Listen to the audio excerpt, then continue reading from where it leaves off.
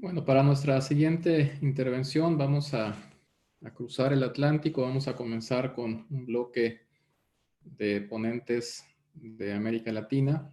En primer lugar, me es grato presentarles al profesor Luis Alberto Petit Guerra. Él es de Venezuela y nos va a presentar la ponencia denominada La desviación de la justicia constitucional y la ingobernabilidad democrática en Venezuela, estados de excepción y estados de alarma. Profesor, bienvenido. Muchas gracias por acompañarnos. Tiene el uso de la voz.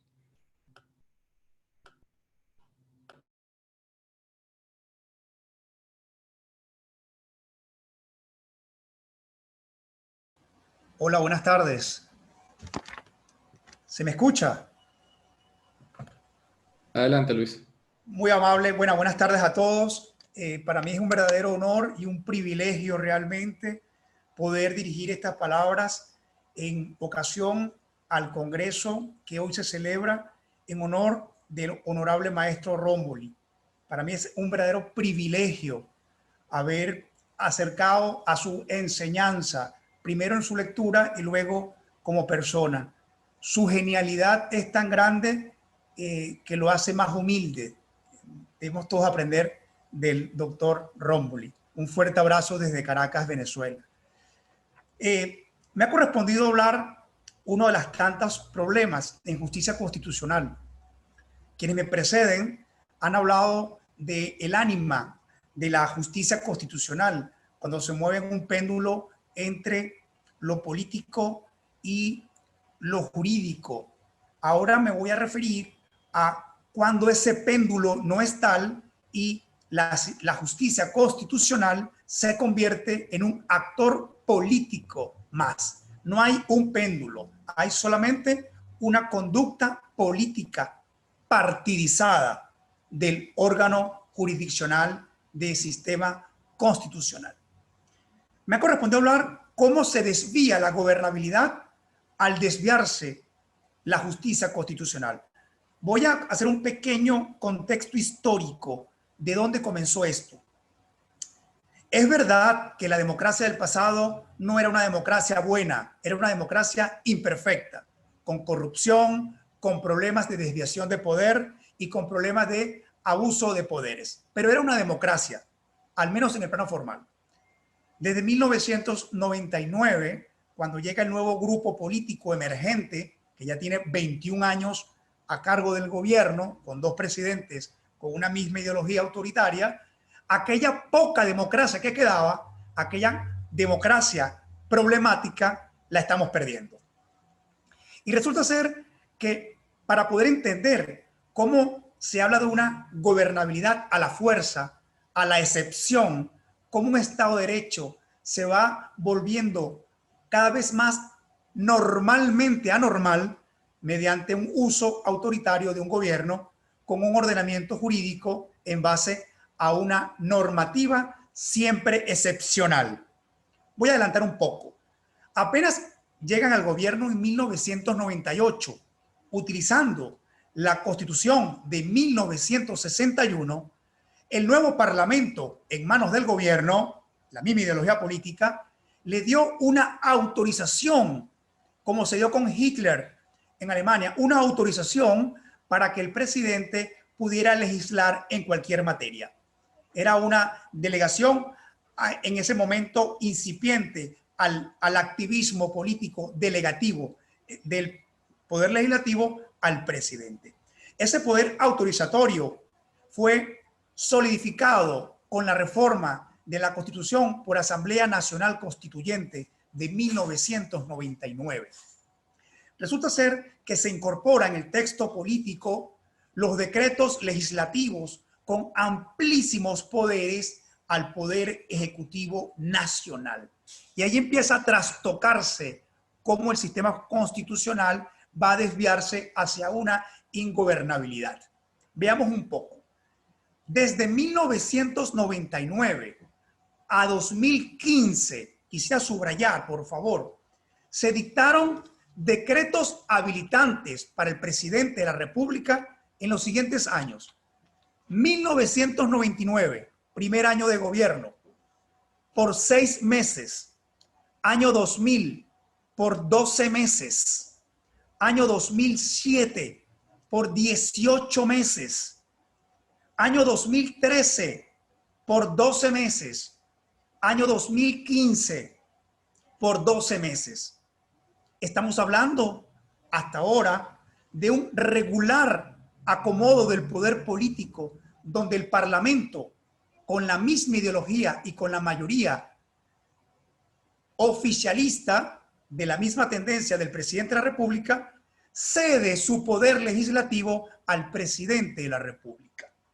Esta anormalidad tipo Hitler nos llevó a que el presidente de la República dictara 295 decretos leyes a lo largo de todo este tiempo.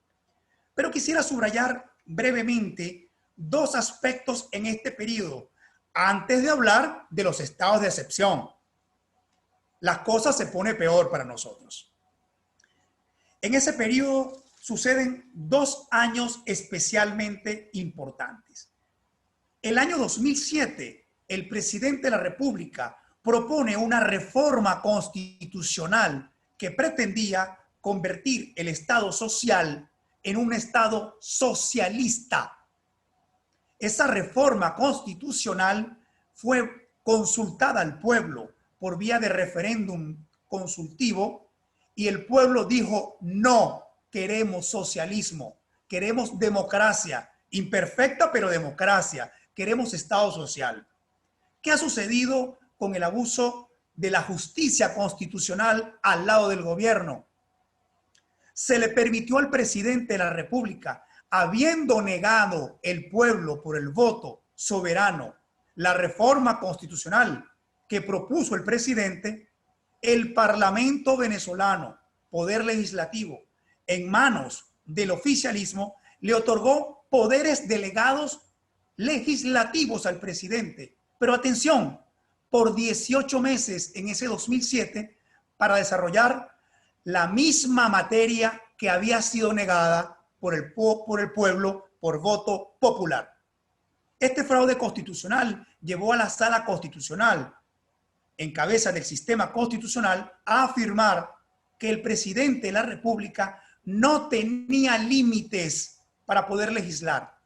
Incluso podía legislar en materias donde la Constitución requiere de un quórum calificado de las 2/3 partes para referirme a las leyes orgánicas. Estoy demostrando con esto cómo un gobierno y un sistema de justicia perniciosamente politizan, partidizan un sistema para contaminarlo. El otro año importante en este periodo, y todavía no he hablado de estado de excepción, estoy hablando de lo anormal de un Estado de Derecho, es el año 2015. Y ahí empieza la mayor desviación. En el año 2015, quisiera subrayar, contextualizar a la audiencia, era el último año donde se vencía el lapso del Parlamento, del Poder Legislativo. En ese año, el nuevo presidente de la República, sucediendo a la muerte de Chávez, dictó 3 estados de excepción que van a recurrir en forma consecutiva, atemporal y además permanente. El primer estado de excepción se dicta con ocasión, sostiene el gobierno, para controlar los supuestos paramilitares en la frontera con Colombia, 3 estados fronterizos. Posteriormente se dicta otro decreto de excepción para que el gobierno tuviera poderes especiales. Resulta ser que la Sala Constitucional, aplicando la Constitución, esta vez lo hizo bien, dijo que esos decretos de excepción eran constitucionales en la medida que se consultó al Parlamento y que fue aprobado por el Parlamento. Subrayo, en ese momento, 2015, el Parlamento estaba en manos del oficialismo. Para finalizar 2015, todavía el Parlamento oficialista se dicta un tercer estado de excepción gravísimo, donde se autoriza a las fuerzas policiales a ir a los hogares, a hacer detenciones sin tener orden judicial. Es la famosa, así llamada propagandísticamente, OLP, Operación de Liberación del Pueblo. Resulta ser que por ese estado de excepción, consultado al Parlamento, donde se suspendieron una serie de derechos que no deberían suspenderse, libertad personal y la vida, se han asesinado más de 8.000 personas con ejecuciones extrajudiciales, como consta del informe elaborado por la Oficina Independiente de las Naciones Unidas. También Amnistía Internacional ha reclamado este uso indebido por un estado de excepción de la vida. Quiere decir entonces el peligro de gobernar bajo la excepcionalidad.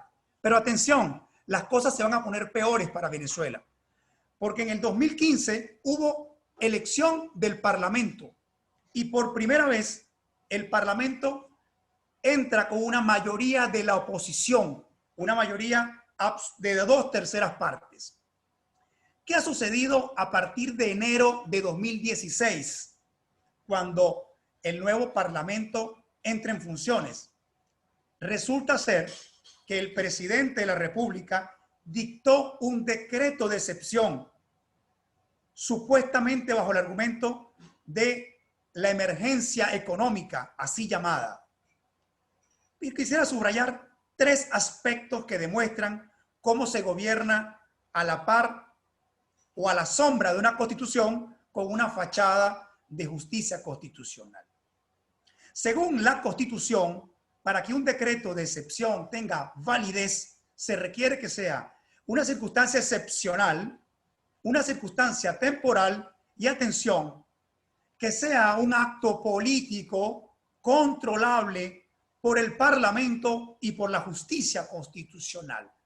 Digo rápido, la Constitución establece que requiere el presidente de la República, al dictar el decreto de excepción que le permite gobernar con poderes excepcionales, poder legislar en materias específicas, necesita la consulta al Parlamento y la aprobación del Parlamento.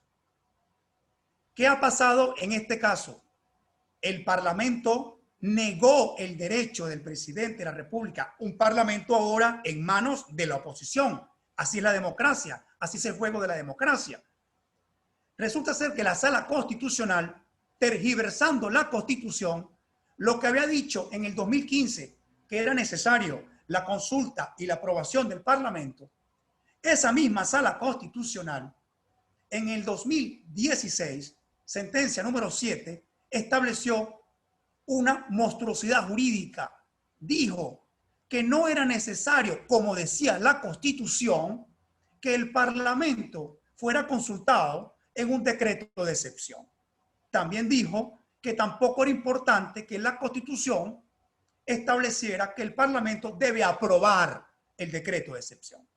Según la Sala, eso es un simple control político, una forma que, en su criterio, un argumento circular, no era importante en este caso.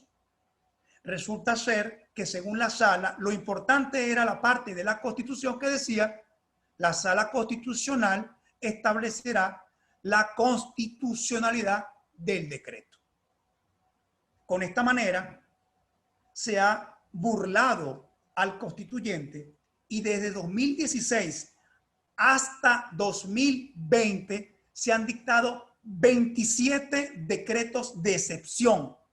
Quiere decir entonces que el gobierno ha ejecutado su acción política gubernativa libre de controles, anulando al Parlamento legislativo, al Poder Legislativo, su control político, gobernando sin límites, antes bien, con una Sala Constitucional que pervertidamente le amplía poderes al gobierno para anular el control político legislativo. Las cosas van a empeorar para Venezuela, porque resulta que viene luego la pandemia y el presidente de la República dicta ahora un nuevo estado de excepción por vía de estado de alarma. ¿Qué creen ustedes? Otra vez el presidente de la República no consultó al Parlamento pero esta vez con otro argumento. La Sala Constitucional declaró al Parlamento en desacato, una teoría que no existe en el sistema comparado, y si existe, por favor, ruego que me manden la información. Se inventó una tesis de supuesto desacato del Parlamento, imagínense ustedes, donde reside la soberanía, con las 2/3 partes en favor de la pluralidad política, y anuló los poderes del Parlamento. Quiere decir entonces, para resumir y no cansar a la audiencia, que estamos hablando que cuando había Estado de Derecho, al menos en la teoría, el presidente en funciones gobernó a través de decretos legislativos habilitantes. Y desde 2015 ha dictado tantos decretos excepcionales como le ha permitido la justicia constitucional. Sin control del Parlamento y sin aprobación del Parlamento, cuando este Parlamento estaba en poder de la oposición política. Pero por supuesto, con aprobación del Parlamento y consulta al Parlamento, cuando ese Parlamento estaba cohesionado bajo una sola ideología. Yo con esta pequeña introducción, y no quiero agotar el tiempo, quisiera recordar la importancia de que la interpretación constitucional es una interpretación política. Decía Lucho Pegoraro previamente, es obviamente ese péndulo político jurisdiccional pendiente, pero política en el sentido no partidista, política en el sentido de la pluralidad de agentes realmente activistas de una constitución. De allí que esta reflexión demuestra 5 líneas para concluir cómo un sistema constitucional pervertido lleva a la ingobernabilidad o a una gobernabilidad a la fuerza, con el uso de la fuerza, deteniendo a ciudadanos civiles con procesos militares, quitándole la inmunidad parlamentaria a los diputados de la oposición, una justicia constitucional que inhibe el poder político de la Asamblea y que de una u otra manera define una gobernabilidad a la fuerza. Una reflexión final, si me permite, Sijus. El pasado de Venezuela no era bueno. El presente tampoco es bueno. Ojalá que las generaciones futuras tengamos la capacidad y la humildad de aprender y desaprender, como desaprendió el bloque de la Unión Soviética y como desaprendió los que sufrieron el nazismo y el fascismo. Estos cánceres de las ideologías radicales del comunismo y del fascismo han politizado la justicia. Wyszynski decía en la Unión Soviética que no puede haber jueces neutrales. Ingo Müller decía en la Alemania nazi que los jueces tienen que ser políticos en el sentido partidista.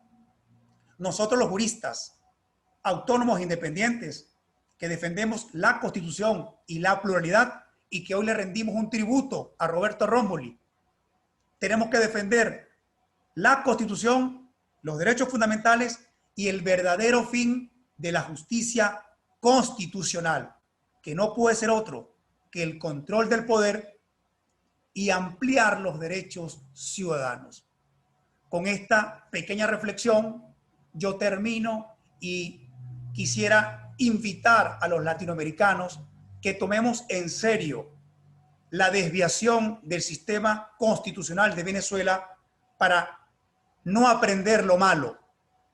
Y finalmente, Sijus, ojalá tengamos la oportunidad de traducir al español las obras del hoy homenajeado el maestro Rómboli, a quien le rindo un fuerte aplauso. Gracias. Muchas gracias, Luis, por acompañarnos en este congreso. Sabes del afecto también que existe para contigo, ¿no? De mi parte. Sabes que hemos coincidido en otros escenarios y siempre también se ha reconocido tu labor en el ámbito académico. Muchas gracias. Vamos a invitar a los espectadores para ver si tienen algún comentario, alguna duda que quisieran plantearle a nuestro ponente antes de despedirnos de él. hay agradecimientos a tu participación, reconocimientos también en cuanto a su contenido. Bueno, me parece que no hay dudas, Luis. Te agradecemos de nueva cuenta acompañarnos en esta edición del Congreso Internacional de Derecho Procesal Constitucional. Adelante, Luis. Quedo pendiente de mandar un paper del resumen de esta conversatorio, con detalles de sentencias, de casos, donde quisiera compartir con tu audiencia que hoy nos escucha, ¿no? Insisto, Venezuela es un caso de laboratorio ideológico de lo que no se debe aprender. Bueno, y es oportuno también, aprovechando tu comentario, que este homenaje pues es la primera parte, toda vez que también vamos a generar una publicación con las ponencias de cada uno de los participantes que tengan a bien remitirnosla en los próximos meses, de tal manera que el próximo año estaremos llevando a cabo también la presentación de esta obra conmemorativa, pues en honor del profesor Roberto Rómulo. Muchas gracias a todos. Gracias a ti, Luis. Vamos a preparar nuestra siguiente participación. Si gustas despedirte también de los espectadores, Luis. Hasta luego, buenas tardes y saludo al maestro desde Caracas hasta Italia. Un abrazo, maestro.